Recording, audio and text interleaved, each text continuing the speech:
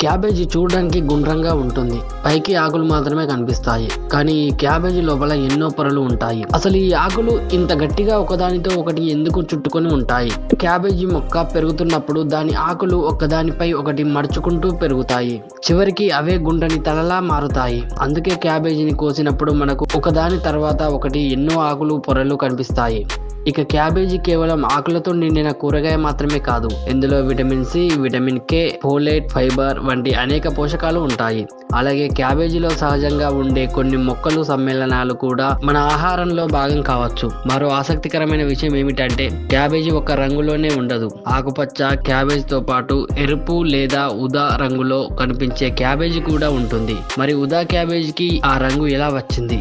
దానిలో ఉండే సహజ వర్ణ ద్రవ్యాల వల్ల దానికి ఆ ప్రత్యేకత ఊదా రంగు వస్తుంది. ఇక క్యాబేజీని మనం ఎన్నో రకాలుగా తినవచ్చు. కూరగా వండుకోవచ్చు, సలాడ్ లో ఉపయోగించుకోవచ్చు, సూప్లలో వేసుకోవచ్చు. ఇంకా ప్రపంచంలోని అనేక వంటకాలలో క్యాబేజీకి ప్రత్యేక స్థానం ఉంది. అంటే మన ఇంట్లో చాలా సాధారణంగా కనిపించే ఈ క్యాబేజీ వెనుక కూడా ప్రకృతి ఇచ్చిన ఒక అద్భుతమైన నిర్మాణం ఉంది. క్యాబేజీని కోసినప్పుడు కనిపించే ప్రతి ఆకుపొర అది మొక్క పెరిగిన విధానానికి ఒక చిన్న గుర్తు. మరి మీకు క్యాబేజీ కూర ఇష్టమా? ఇలాంటి ఆసక్తికరమైన ఆహార కథలు, కూరగాయల గురించి తెలియని విషయాలు తెలుసుకోవాలంటే మా YT6 వరల్డ్ ఛానల్ ని సబ్స్క్రైబ్ చేయండి. Please like and share.